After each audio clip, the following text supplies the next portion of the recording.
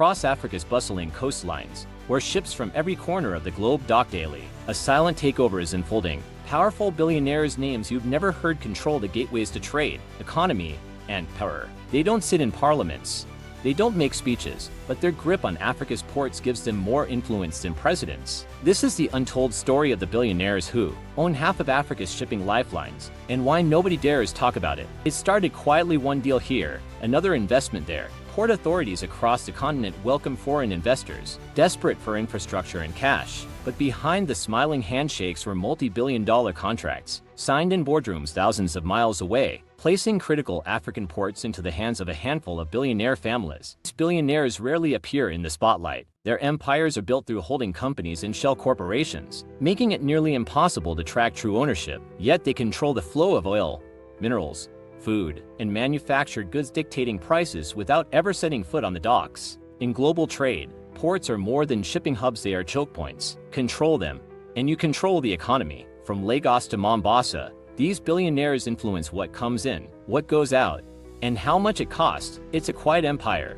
but one that touches the daily lives of millions. Governments depend on them, businesses rely on them, and for ordinary people, the power they hold is invisible until prices rise or goods vanish from shelves. The billionaires behind Africa's ports are playing the longest game in the world, and so far, they're winning. You know that Russia's billionaires are behind some of Europe's largest art investments, through private collections hidden in vaults in climate-controlled warehouses. They own paintings worth more than small countries' GDP. These masterpieces, Monet, Picasso, Da Vinci sketches, are quietly loaned to prestigious galleries, where they are showcased without revealing the true owners. This subtle influence over art markets allows them to set trends, increase value, and even dictate which artists gain prominence. Some galleries rely heavily on these collections for high-profile exhibitions, and knowingly reinforcing a billionaire's control over cultural capital. By curating what Europe's elite admire on their walls, they also shape conversations, investments, and tastes far beyond the art world. Luxury fashion houses are not immune to discreet acquisitions. Several Russian billionaires hold minority, but decisive stakes in Europe's most prestigious brands. These investments are made through offshore trusts and holding companies, ensuring anonymity. From Milan's runways to Paris boutiques, these billionaires quietly profit every time a high-end handbag or tailored suit changes hands. They also exert influence behind the scenes,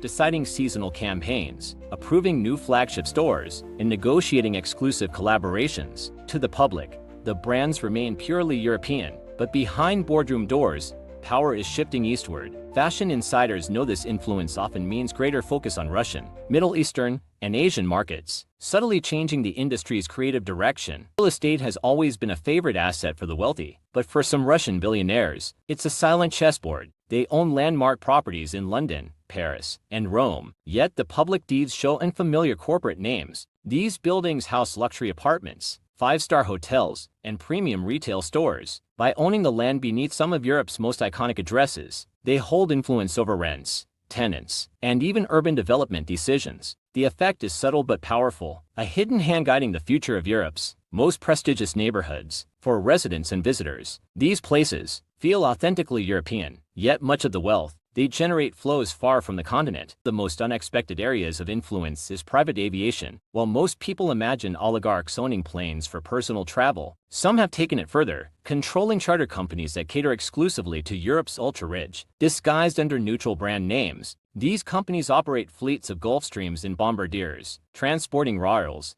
CEOs, and celebrities. Ownership is hidden through offshore entities, yet decisions, from flight routes to VIP client lists, ultimately rest with the billionaire. Beyond profit, this control grants unparalleled access to confidential travel, information of Europe's elite, a power that extends far beyond business. In the world of discretion and prestige, this is influence at 40,000 feet.